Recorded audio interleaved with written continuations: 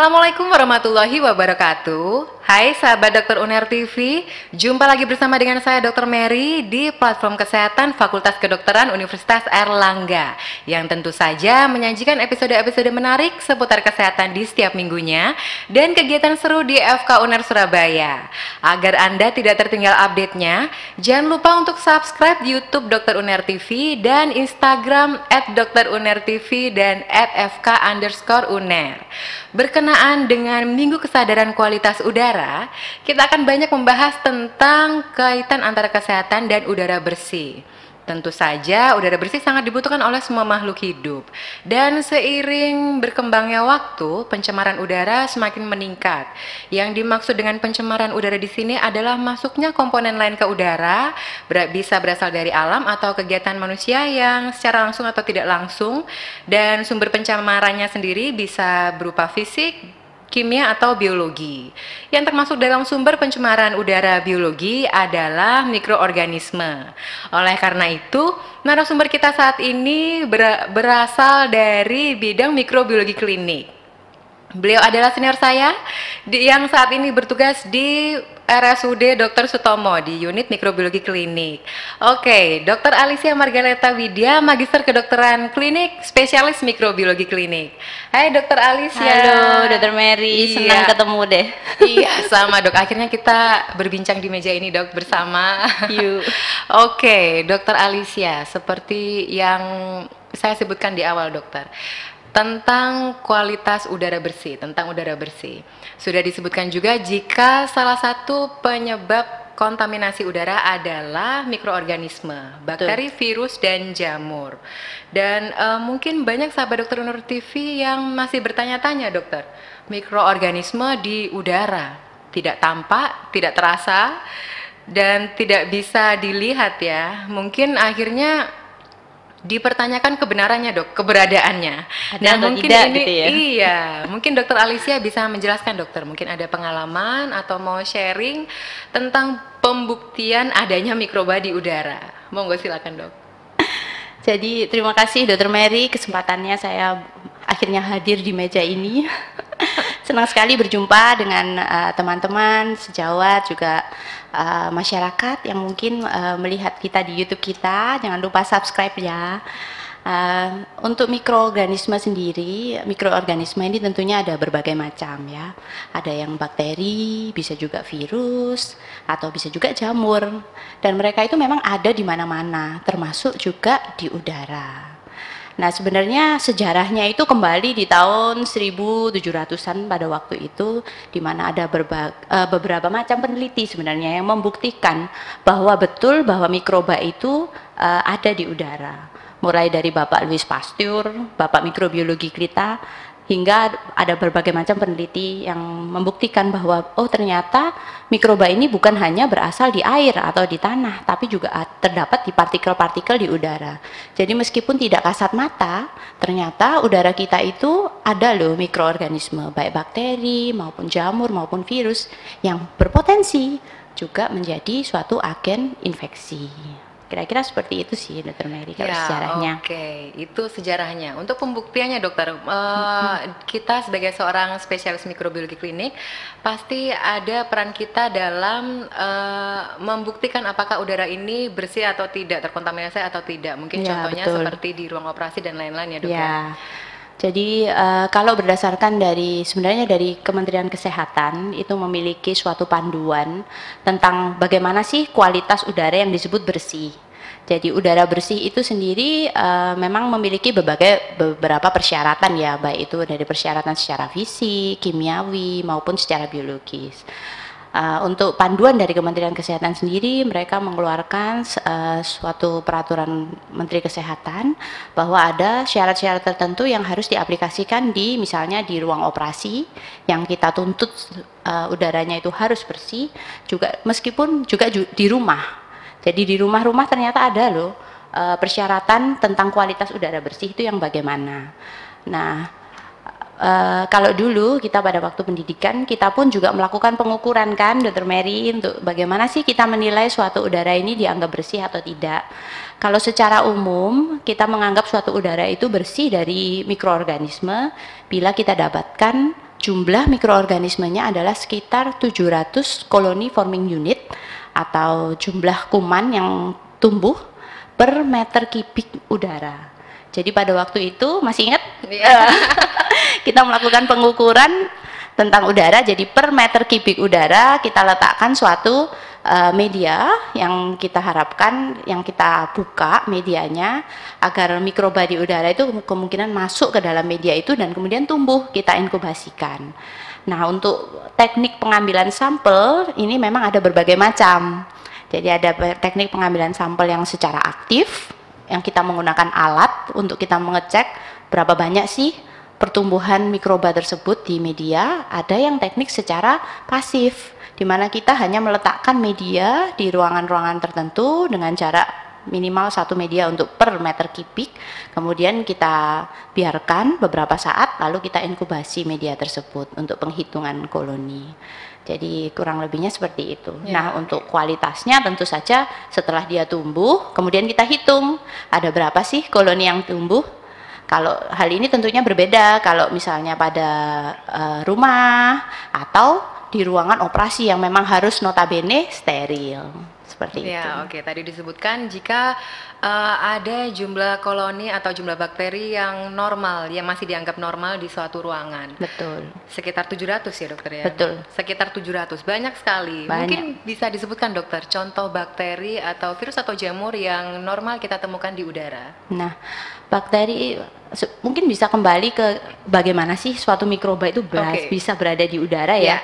Udara ini kan tidak tampak, tidak berbau, dan komposisinya kan jelas ya, mau oksigen, nitrogen dan lain sebagainya.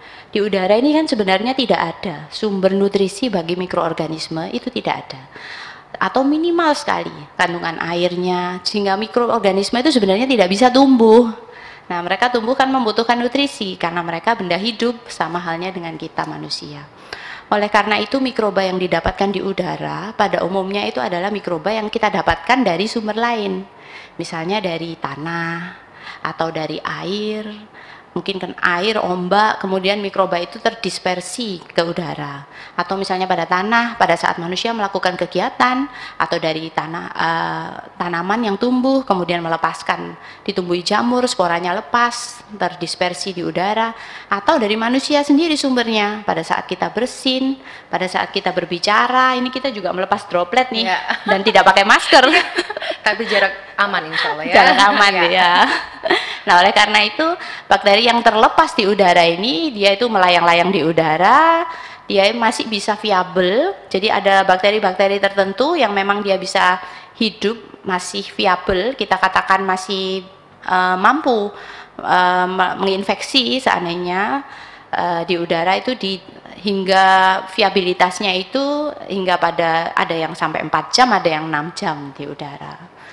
Seperti itu. Ya, berarti bukan sepenuhnya udara ini rumah bagi mikroorganisme itu ya dokter ya. Betul. Tapi mikroorganisme ini berasal dari tempat yang lainnya, tempat lain kemudian yang mampir lah di udara. Dia terbang-terbang, dia melayang-layang kemana-mana. Ya, sempat melayang di udara dan masih bisa viabel. Betul. Tadi disebutkan jika tidak seutuhnya mereka bisa hidup di udara karena sumber nutrisinya tentunya sangat minim, gitu. Masih membutuhkan sumber nutrisi dari tempat yang lain, tapi mereka masih bisa viabel dalam beberapa waktu. Nah, mereka masih bisa viabel dalam jangka waktu tertentu, dokter. Apa yang menyebabkan mereka masih bisa viabel ya, tidak langsung mati begitu? Padahal udara ini kan tadi disebutkan jika bukan tempat yang baik sebenarnya untuk mereka. Bukan tempat yang baik, betul.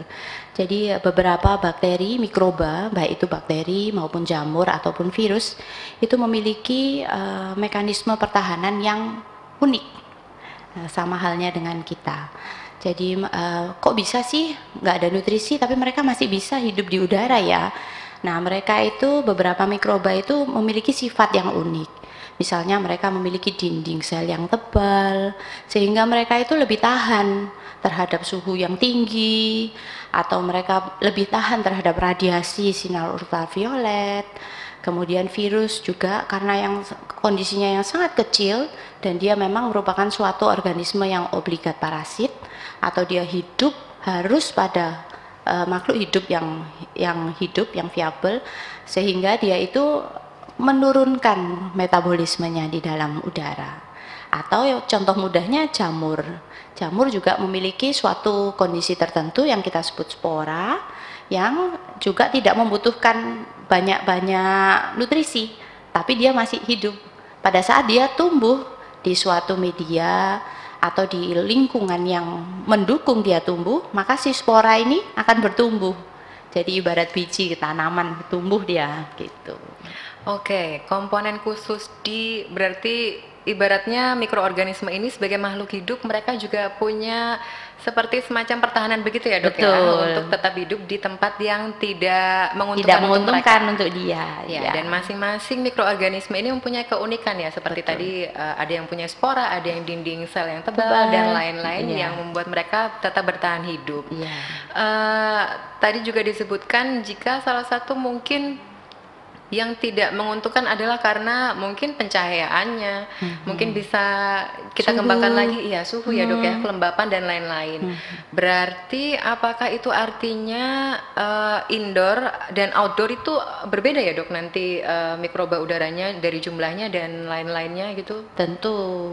Kalau outdoor kan utamanya udara bebas ya, jadi kita itu langsung berhubungan dengan atmosfer lah ibaratnya, jadi udara bebas dan luas sekalian, tidak terbatas. Nah, sedangkan pada kondisi yang indoor itu kan kita berarti kan ada batasnya, ibaratnya rumah lah atau di suatu tempat yang indoor seperti gua seperti itu ya, tentunya densitas atau kepadatan mikroba yang berada di dalam suatu tempat yang terbatas tentunya akan lebih tinggi dibandingkan yang outdoor.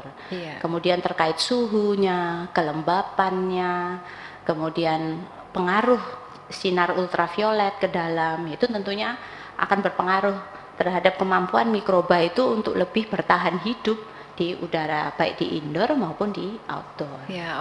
Juga tadi terkait kepadatan hunian mungkin ya dok, itu juga berpengaruh ya? Betul sekali. Dan seperti yang dokter Alicia katakan, jika aktivitas kita yang secara tidak kita sadari juga mempengaruhi, juga bisa mencemari udara adalah antara lain berbicara, kemudian bersin atau batuk dan lain-lain begitu dok. Jadi bisa menjadi sumber pencemaran infeksi, sumber infeksi berarti dok nantinya. Betul sekali. Sebenarnya hal itu ya sudah kita terapkan protokol kesehatan karena kita masih dalam pandemi COVID. Nah, salah satu virus yang terdapat di udara dan dia memang kondisi partikel virusnya kecil sekali, itu adalah virus SARS-CoV-2 atau COVID-19 yang dimana saat ini pun kita ini belum bebas dari pandemi COVID ya. Nah, COVID ini kita ada di mana-mana tentunya, dan kita berusaha menerapkan protokol kesehatan. Salah satunya dengan menggunakan masker adalah agar kita pada saat kita berbicara, pada saat kita bersin mungkin atau batuk, itu tidak melepaskan partikel-partikel virus yang ke udara. Jadi yang seperti kita tahu ada beberapa penelitian yang sempat kita pelajari bahwa partikel dari virus SARS-CoV-2 itu sendiri itu dapat menyebar baik secara droplet maupun secara airborne. Kapan sih droplet, kemudian kapan sih airborne, itu tentunya tergantung dari partikel virus. Kalau kita bicara droplet itu maka berarti partikelnya itu lebih besar ukurannya, 5 mikro sampai 100 mikro. Kemudian kalau airborne itu partikelnya kecil. Nah, bedanya apa? Kalau airborne maka dia itu bisa penyebarannya itu jauh banget. Kalau droplet itu ada batas tertentu karena otomatis partikelnya lebih besar, kemudian dia akan jatuh ke tanah. Nah, khusus di virus SARS-CoV-2 sendiri, dia itu bisa viabel di udara itu bahkan hingga 4 jam pada kondisi droplet maupun pada kondisi airborne, maka dia lebih bisa jauh lagi untuk menyebar. Oleh karena itu memang protokol kesehatan itu salah satunya dengan menggunakan masker itu masih tetap kita terapkan. Masih tetap kita terapkan untuk mencegah kontaminasi udara dari virus ya dokter. Supaya kita tidak melepaskan partikel virus itu nanti dihirup oleh orang lain yang mungkin kondisi tubuhnya kurang baik, maka bisa tertular. Ya, seperti itu. Berarti salah satu Infeksi yang bisa disebabkan oleh mikroorganisme di udara adalah infeksi saluran pernafasan. Betul, paling mudah itu karena Yang kan paling kita mudah. menghirup udara Ya, setiap betul. saat. Iya, mungkin ada bisa menyebabkan infeksi yang lain tidak dok selain infeksi saluran pernafasan? Kalau yang terbanyak pastinya port the entry atau pintu masuk mikroba ke dalam tubuh kita yang nomor satu tentunya adalah lewat inhalasi ya, pernafasan. Karena kan kita setiap hari itu menghirup udara. Tapi tidak menutup kemungkinan bahwa itu juga bisa disebabkan karena yang lain. Kalau seandainya dari petani misalnya, atau yang banyak bekerja sejak di lapangan, kemudian banyak melakukan pekerjaan yang lebih kasar ya mungkin ya, seperti misalnya bercocok tanam atau resiko untuk kulit misalnya terluka, itu ya tentunya lebih besar. Nah itu bisa juga spora masuk ke kulit yang cedera tadi, lalu bisa juga menimbulkan infeksi, misalnya seperti itu. Ya. Kemudian yang selain itu yang terpapar oleh udara ini kan mata ya dok, mata, telinga, Betul. hidung, itu Ya. juga bisa terinfeksi tidak ya dok? Tentu bisa. Bisa ya? Ya. Oke, berarti hampir semua organ ini bisa menjadi target infeksi dari mikroorganisme udara yang patogen tentu saja. Betul, dan kalau ada perlukaan ya. Jika ada gitu. perlukaan. Oke, dan tadi juga disebutkan jika kemungkinan infeksi di indoor tentu saja akan lebih tinggi daripada yang di di outdoor. outdoor tentunya. Ya, bisa dijelaskan lagi mungkin dokter contoh-contoh penyakit yang bisa disebabkan oleh mikroba udara dok selain karena virus tadi di saluran pernafasan, mungkin dok yang lain? Yang paling mudah adalah tuberkulosis sebenarnya. Oke. Nah, tuberkulosis ini juga salah satu bakteri yang masih menjadi masalah dunia bahkan, dan itu endemis di Indonesia. Jadi bakteri tuberkulosis ini kenapa sih sampai sekarang masih menjadi masalah dan endemis? Selain terkait karena mortalitinya dia cukup tinggi, kemudian pengobatannya lama, ternyata dia adalah suatu bakteri yang sangat berkaitan dengan kualitas udara. Makanya oleh karena itu pemerintah mengeluarkan, kenapa sejatinya sampai mengeluarkan suatu peraturan kesehatan yang khusus untuk mengatur kualitas udara di rumah, terutama di pemukiman, itu adalah salah satunya terkait bakteri tuberkulosis ini. Semakin padat hunian, maka kemudian ventilasi, kemudian sirkulasi udaranya kurang baik, maka bakteri yang saya contohkan tuberkulosis ini akan semakin lama dia survive dalam kondisi di udara. Dan itu potensial sekali untuk menyebabkan orang lain yang susceptible atau di mana sistem daya tahan tubuh dia yang lemah itu menjadi tertular dan akhirnya menyebabkan sakit. Dan itu hingga sekarang karena di Indonesia banyak juga ya kita temui pemukiman yang padat penduduknya, kemudian mungkin kualitas rumahnya kurang, itu salah satu ditengarai menjadi penyebab tingginya tuberkulosis di Indonesia. Ya, oke. Berarti sangat penting sekali untuk memahami dan mengontrol kualitas udara utamanya di indoor ya, dokter? Ya, ventilasi, sirkulasi, kelembapannya gimana, suhunya seperti apa, tentunya itu menjadi faktor-faktor penting. Untuk mengurangi resiko infeksi tentu saja ya, dok ya. Ya, untuk mencari untuk suatu kualitas udara yang baik sehingga outcome-nya adalah resiko infeksi yang lebih rendah. Ya, dan saat ini dokter kita kan hampir semua pasti saya rasa sangat sangat membutuhkan AC dok, indoor. Sekarang untuk panas menjaga sekali ya. suhu, iya. Suhunya di luar bisa 38 Ya, betul. derajat. Nah, itu dia. Apakah komponen lain atau peralatan yang lain di indoor ini tidak selamanya juga bermanfaat dok? Maksud saya, apakah perlu perawatan khusus atau bisa menjadi sumber infeksi justru nanti? Ya tentu saja ya. Ya. Kalau misalnya kita pakai AC, maka kita juga harus siap dong maintenance AC-nya ya. Oke. Cuci AC mungkin berkala. Kemudian saat ini yang lagi trending ya penggunaan air purifier ya tentunya. Air purifier yang diletakkan di kamar atau di rumah-rumah kita itu juga tentunya akan membantu untuk menyaring udara yang kotor menjadi udara yang lebih bersih. Selain itu memang sejatinya tidak baik juga. Segala yang berlebihan itu selalu tidak baik ya. Jadi sejatinya kalau kita menggunakan AC pun pun, ya ada saatnya kita juga harus mematikan AC, kemudian membuka jendela, membiarkan sirkulasi dan cahaya matahari masuk, kita membersihkan area debu-debu atau area rumah kita, sehingga bukan berarti kalau kita pakai AC maka kita terus saja ya tentunya nggak baik juga nantinya, karena sirkulasi udaranya kan otomatis kan muter di situ aja. Ya, dan apakah bisa menjadi sumber infeksi, Dok, nantinya si peralatan lain yang di indoor ini yang jika tidak dirawat? Kalau kita tidak melakukan perawatan ya tentunya. Seperti AC aja, saya punya pengalaman nih, AC saya udah beberapa bulan tidak dicuci, pada waktu kita buka, wah debunya tebel banget. Ya itu tentunya ya bisa menjadi sumber infeksi ya ke kita gitu. Dan bisa jadi ya tempat berkembangnya bakteri. Betul ya, Dok, sekali, tempat berkembangnya bakteri. Yang seperti yang waktu kita pelajari dulu, Dok. Waktu kita kuliah ada bakteri namanya Legionella. Betul. Yang hidup di AC, betul ya, Dok ya? Betul. Yang bisa lebih tepatnya hidup di sirkulasi AC ya, karena dia itu bisa hidup di udara dingin, di air yang dingin. Nah AC kemudian mungkin sistem sirkulasi yang di gedung yang utamanya menggunakan pendingin-pendingin yang berdaya kapasitas besar, dia menggunakan air ada kandungan air atau kondensasi air yang dingin. Nah itu bakteri-bakteri tertentu yang utamanya bakteri Legionella ya, dalam hal ini itu mereka bisa survive dan dia bisa tumbuh, nah bisa viable. Nah pada saat sirkulasi AC-nya itu keluar, utamanya di gedung-gedung tinggi yang memang close, sirkulasinya kan tertutup ya, mereka indoor kan terus nih.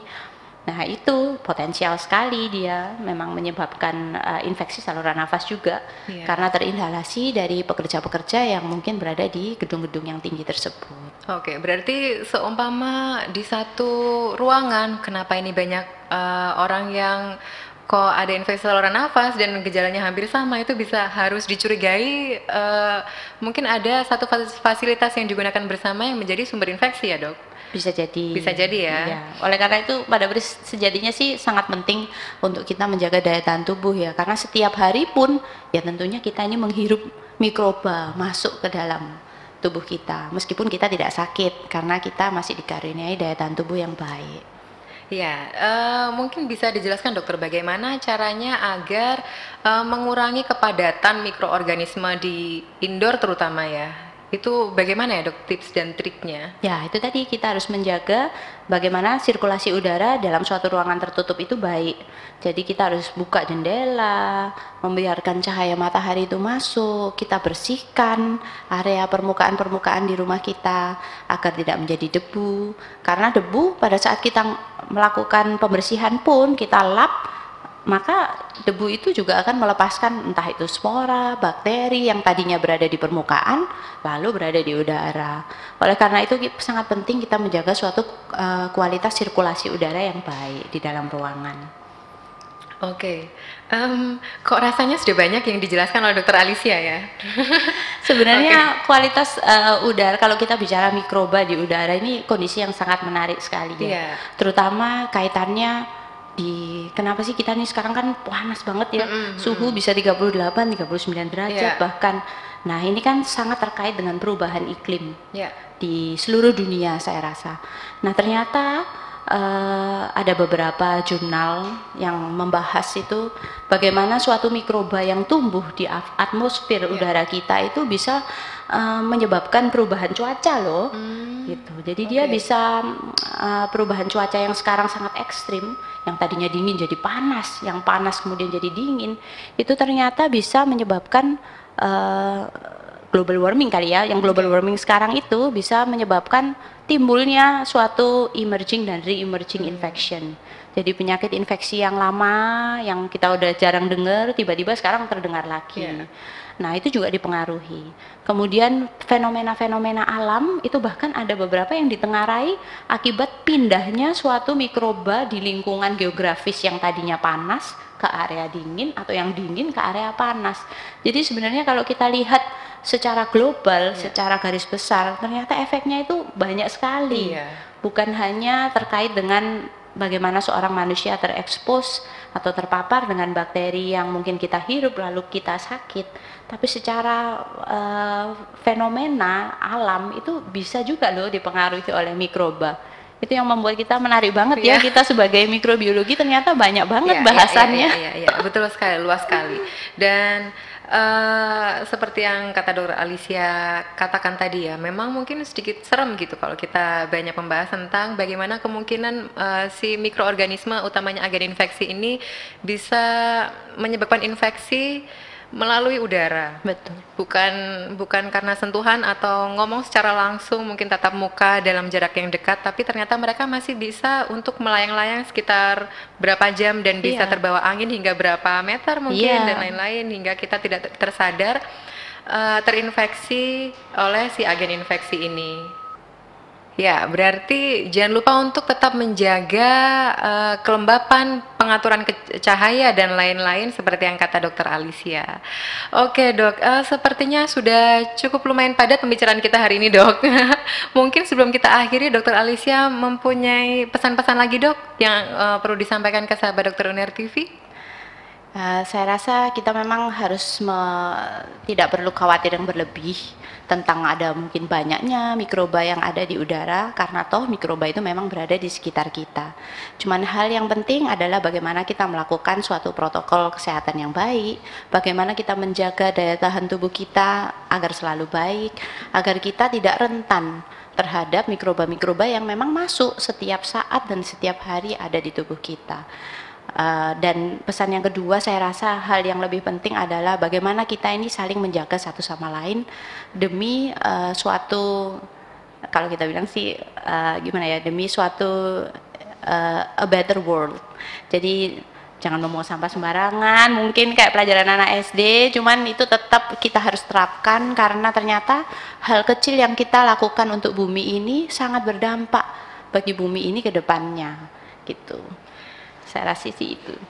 Oke, baik sahabat Dokter Uner TV, kualitas udara yang bersih memiliki dampak yang baik bagi kesehatan dan kehidupan manusia. Ada banyak faktor yang mempengaruhi dan banyak cara yang bisa dilakukan, seperti menggunakan kendaraan yang ramah lingkungan, penghematan energi, penanaman pohon dan tanaman teduh, tidak membakar sampah, dan juga yang tidak kalah penting adalah beberapa tips yang sudah Dr. Alicia bagikan kepada kita terkait pencegahan infeksi.